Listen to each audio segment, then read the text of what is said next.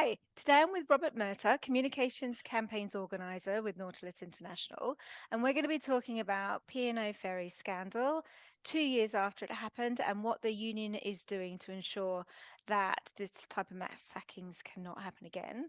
So hi Robert, how you doing? I'm good, Helen. How are you? Yeah, I'm really good, thank you. So it has been 2 years since the P&O Ferries scandal. Where are we now?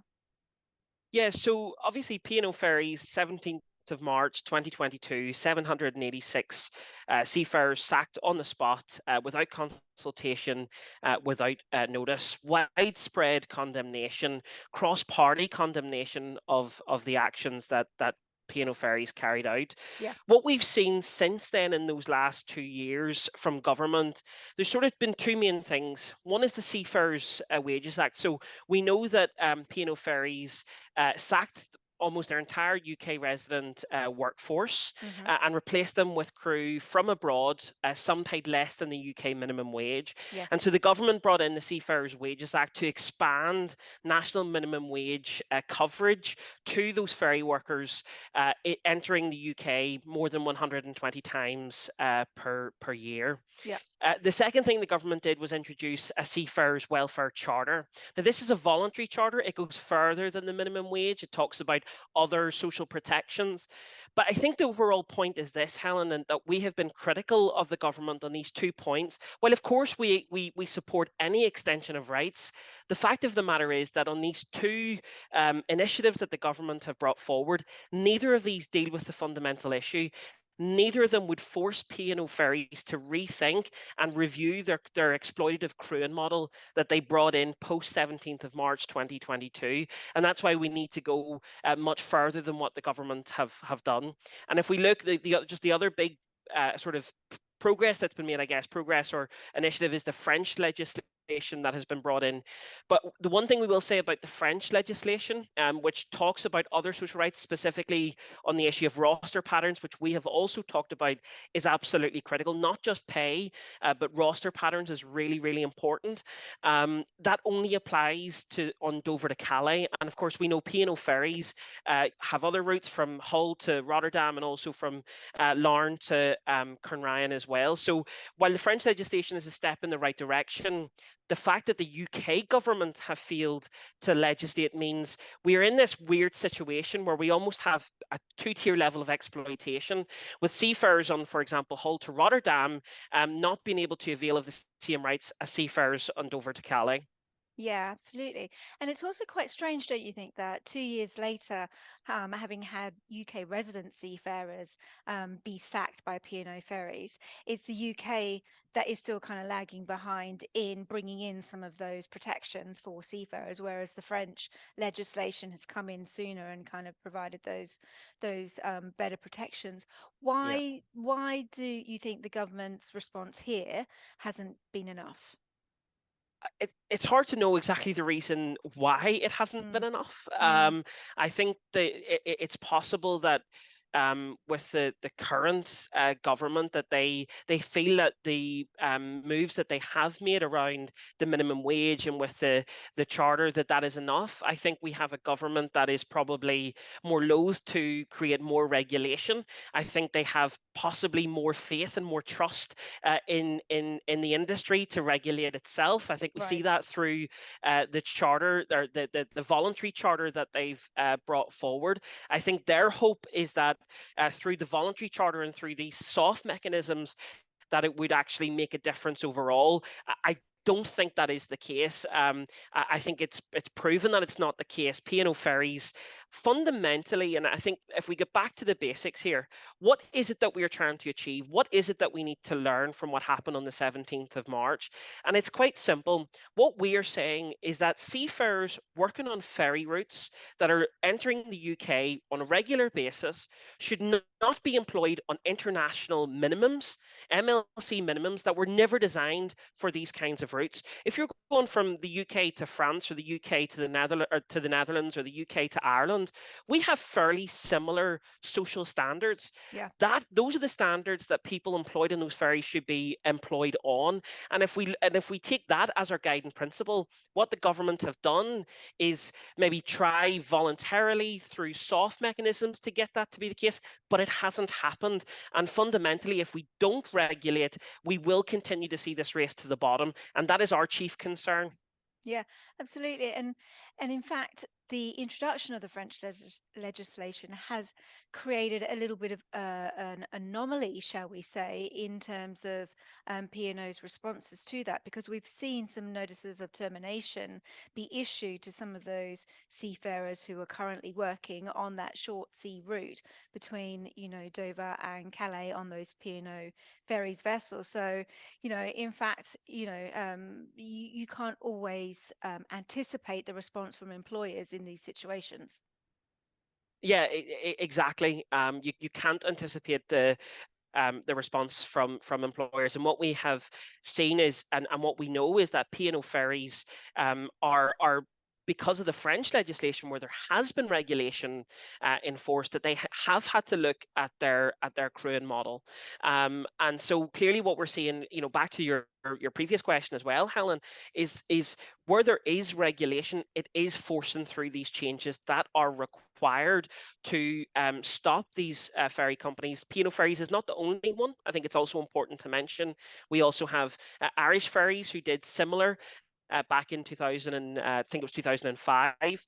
And so what we need is regulation to fundamentally change those exploitative crewing models, to encourage these companies, to force these companies to start hiring people from the destinations and the countries that they're actually serving in. So Labour have vowed to introduce what they're calling a 5-point plan to stop P&O ferries from Yeah. happening again. What does this look like? Yeah, so Labour have committed to this 5-point plan. So they came out with this on the first anniversary of P&O Ferries, and they've reiterated it since. Yeah. That 5-point plan is crosses a number of different points, but it's all tied up within what Labour are calling their New Deal for working people.